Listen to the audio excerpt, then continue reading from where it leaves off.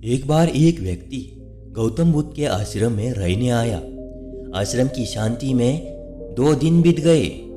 उसके बाद वह बुद्ध के पास जाता है और कहता है, बुद्ध, मेरे मन में कुछ प्रश्न उठ रहे हैं। मैं उनका उत्तर जानने के लिए यहाँ आया हूँ। बुद्ध ने कहा, पूछो, आपका प्रश्न क्या है? उस आदमी ने कहा, बुद्ध, मैं अपने जीवन से बिल्कुल भी खुश नहीं हूँ। दुखों और परेशानियों के पहाड़ ने मेरे जीवन को नर्क बना दिया है। मेरे जीवन में कुछ भी ठीक नहीं चल रहा है। मैं जानना चाहता हूँ कि मेरे साथ यह सब क्यों हो रहा है। मैं इतना बदकिस्मत क्यों हूँ? बुद्ध ने कहा, सबसे पहले तुम मुझे बताओ कि इसका कारण क्या है। आपके दुख के लिए वे कौन सी बात है जिनके कारण आप इतने परेशान और चिंतित हो गए हैं? बुद्ध के प्रश्न पर कुछ देर सोचने के बाद उस व्यक्ति ने कहा, यह कैसा प्रश्न है? मैंने आपसे एक प्रश्न पूछा और आप उत्तर देने की बजाय पूछ रहे हैं। बुद्ध उस व्यक्ति की बात सुनकर मुस्कुराए। यदि तुम अपने दुख का कारण नहीं जानते हो तो तुम मुझसे यह उम्मीद कैसे कर सकते हो कि मैं तुम्हारे दुख का कारण जान पाऊंगा? व्यक्ति ने कहा, बुद्ध, लेकिन लोग कहते हैं कि आप भगवान हैं, आप सब कुछ जानते हैं, आप लोगों के मन को पढ़ते हैं, तब आपको मेरे दुख का कारण पता चल जाएगा। बुद्ध हल्के से मुस्कुराए और गंभीर स्वर में बोले, तुम यह सोचकर गलती कर रहे हो कि कोई आएगा और तुम्हें तुम्हारी सभी समस्याओं से बाहर निकल देगा, लेकिन ऐसा कभी नहीं होगा। केवल तुम ही हो जो तुम्हें तुम्हारी परेशानियों से बचा सकता है। महसूस करें कि अपने आत्मज्ञान प्राप्त कर लिया है तो आप अपनी समस्या का समाधान कर सकते हैं। मैं भी आपके जैसा हूँ। फर्क सिर्फ इतना है कि सब कुछ साफ है। जिस दिन आपके जीवन की सभी समस्याएं दूर हो जाएगी, उसी दिन से आपकी भी समस्या के लिए बुद्ध के पास जाने की जरूरत नहीं पड़ेगी। बुद्ध ने उस व्यक्ति से पूछा, क्या तुमने कभी किसी फूल को ध्यान से देखा है? यह सुनकर वह व्यक्ति आश्चर्यचकित हो गया और बोला, बुद्ध, फूल तो एक साधारण सी चीज है, इसे तो सभी ने देखा है। बुद्ध ने कहा, फूल एक कली है। सुबह अंधेरा होता है, दिन के उजाले में फूल बन जाता है, शाम को मुरझा जाता है। यदि फूल केवल इसी बात की चिंता करता है तो शाम तक उसे मुरझाकर गिरना ही पड़ता है, वह कभी खिल नहीं पाएगा। इस तरह अगर आप केवल अपने दुखों के बारे में ही सोचेंगे तो आप कभी खुश नहीं रह पाएंगे। इसलिए मैं आपको बताना चाहता हूँ कि आपके जीवन में अभी भी बहुत सी चीजें हैं जिनके बारे में अगर आप बारीकी से देखें तो आप अभी भी खुश हो सकते हैं। आप उनके बारे में सोचकर मुस्कुरा सकते हैं। आप अंदर से खुश हो सकते हैं। आप अपने जीवन की कमजोरी के बजाय अपने जीवन के सर्वश्रेष्ठ पर ध्यान केंद्रित करें।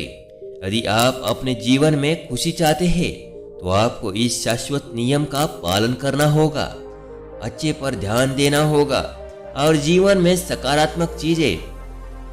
मैं तुम्हें सिर्फ रास्ता दिखा सकता हूँ। मैं तुम्हें दिखा सकता हूँ कि उस रास्ते पर कैसे चलना है, लेकिन तुम्हें उस रास्ते पर चलना होगा। बुद्ध के ऐसे शब्द सुनकर वह आदमी कुछ देर तक शांत बैठा रहा।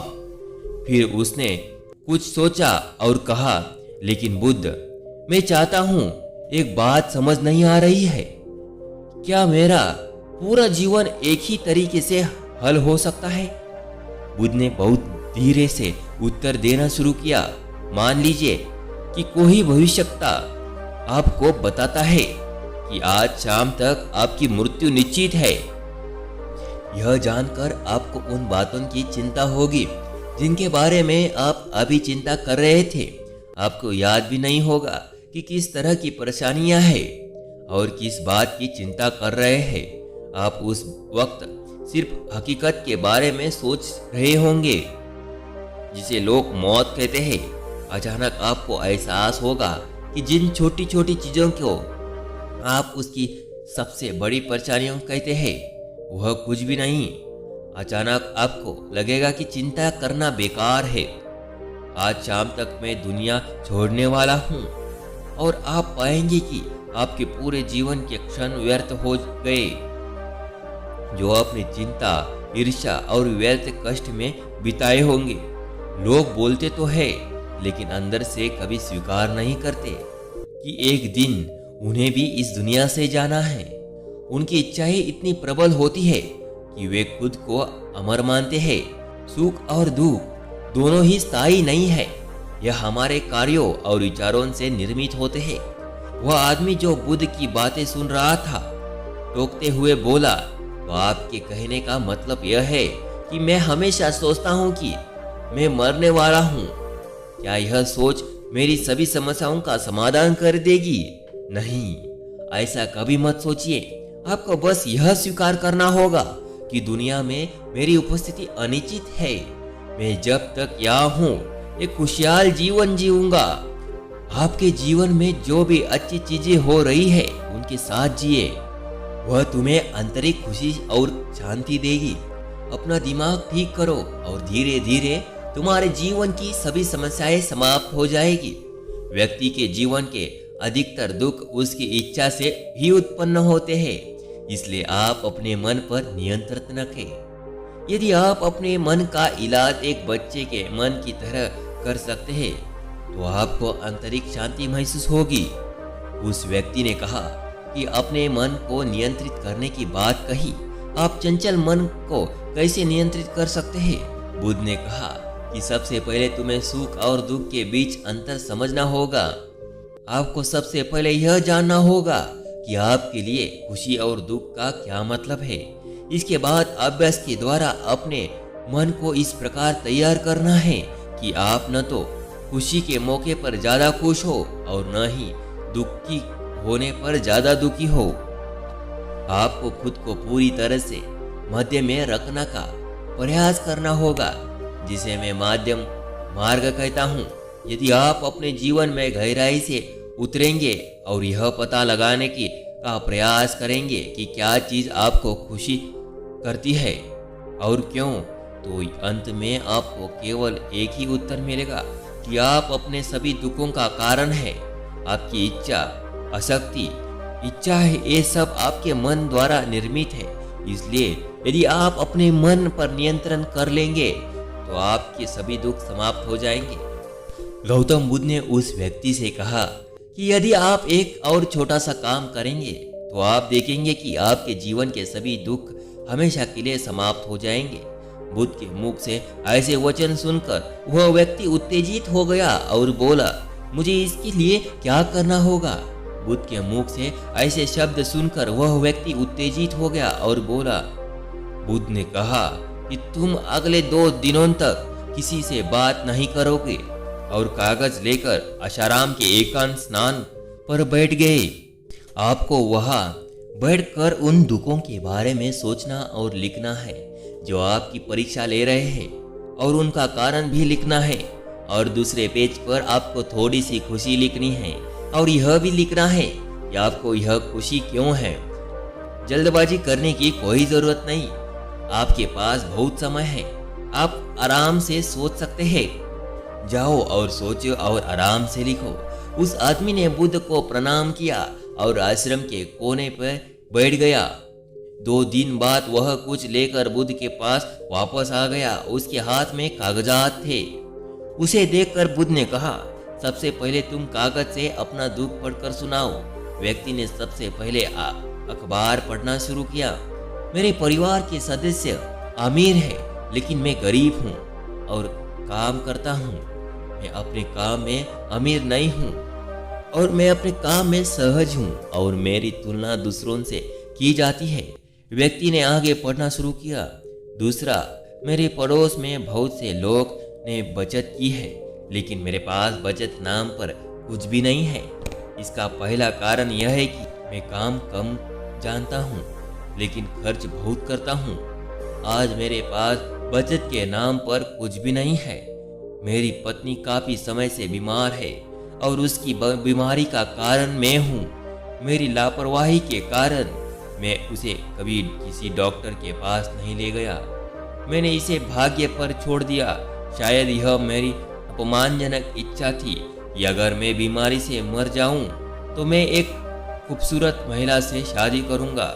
चौथा, मैं मन में फ्री पैसे पाने के बारे में सोचता रहता हूँ, परंतु योजना पूरी नहीं होती। मैं दुख के सागर में डूब जाता हूँ। फिर यह दुख मुझसे सहन नहीं होता और इसका कारण मैं ही हूँ। मुझे पता है कि मेरे पास अल्कोहल पीने के लिए पैसे नहीं हैं, फिर भी मैं इसे पीता हूँ। मैं अपना दिन खुशी से जीता हूँ, लेकिन ऐसा करने में सक्षम नहीं होने पर देखता रहता हूँ। खुद ये मेरे जीवन के सबसे बड़े दुख है और गहराई से सोचने के बाद मैंने पाया कि कहीं उनमें से मेरे कार्यों और मेरे विचारों के कारण हुआ। ये सुनने के बाद आपने मुझे खुशी का पेपर पढ़कर सुनाया। पिछले 2 दिन में मैंने जो कुछ भी महसूस किया वैसा मैंने अपने जीवन में कहीं भी अनुभव नहीं किया। पिछले 2 दिनों में मुझे एहसास हुआ कि वास्तविक शांति और आनंद कितना महान है और मैं इसका अनुभव करके बहुत खुश हूँ। मेरी खुशी के कारणों की सूची बहुत लंबी है। इसे पढ़ने और समझने में बहुत समय लगेगा। उस व्यक्ति के मुंह से ऐसी बातें सुनकर वह उस व्यक्ति मुस्कुराया और बोला, सिर्फ आपके लिए ही नहीं बल्कि हम सभी के लिए कारण एक ही है। वह व्यक्ति अपना बहुत सारा समय बर्बाद करता है। आप दुख का कारण ढूंढने में लगे हैं। हमारा जीवन भी एक तरह से सुख, शांति और आनंद की तिजोरी है। बुद्ध ने उस व्यक्ति से कहा कि खुशी के सभी कारणों को साझा करने की जरूरत नहीं है, तुम उनमें से कुछ का पाठ कर सकते हो। वह व्यक्ति बड़ी मुस्कुराहट के साथ पढ़ने लगा, पहली खुशी क्योंकि मैं जीवित हूँ और दुनिया में रह रहा हूँ और मैं स्वस्थ हूँ। मेरे माता पिता, एक पत्नी और 2 बच्चे हैं। ऐसे ही मेरे पिता के पास कई अनमोल खजाने हैं, जैसे मेरे माता पिता का प्यार, मेरी पत्नी का प्यार, मेरे बच्चों का प्यार और एक पिता की खुशी। दूसरा कारण यह है कि मैं कड़ी मेहनत कर सकता हूँ, मैं कोई भी काम कर सकता हूँ। आपकी आय में कोई बाधा नहीं आ सकती और आप अपने परिवार की सभी जरूरतों को पूरा कर सकते हैं। मुझे खुशी है कि मैं एक खुशहाल परिवार बना सकता हूँ। मैं अपनी तुलना अपने भाइयों, अपने पड़ोसियों से करता हूँ और अपने कृपा करके मुझे मानवता वाला इंसान बनाया है। सभी बुरी आदतों को छोड़कर आप सुखी और खुशहाल जीवन जी सकते हैं। और मेरे लिए सबसे बड़ी खुशी और सौभाग्य की बात यह है कि मुझे एक जगह मिल जाए और जब तक मैं इस दुनिया में हूँ, हमारी इच्छा और आसक्ति ही सभी दुखों का कारण है। मैं खुद को जानने की पूरी कोशिश करूंगा और मैंने कभी नहीं किया। जीवित रहे। अब आप अपने परिवार के पास रह सकते हैं। यह जीवन सबके साथ है। आपके जीवन में कोई भी परेशानी आपको घेरने की कोशिश कर सकती है। जीवन अपने आप से कहने के लिए बहुत छोटा है और इस जीवन में आप चिंताओं और दुखों को खुद पर हावी नहीं होने देंगे। शांति से बैठकर उस दुख का कारण जानने का प्रयास करें और यदि मिल जाए तो उसे नष्ट कर दे। इस तरह आप मानसिक शांति और कभी न खत्म होने वाली खुशी पा सकते हैं। दोस्तों, आशा करता हूँ कि आपको इस कहानी से बहुत कुछ सीखने को मिला होगा। इस कहानी में बस इतना ही। मिलते हैं अगली कहानी में। जब तक अपना ख्याल रखिएगा। धन्यवाद दोस्तों, और चैनल को जरूर सब्सक्राइब करिएगा।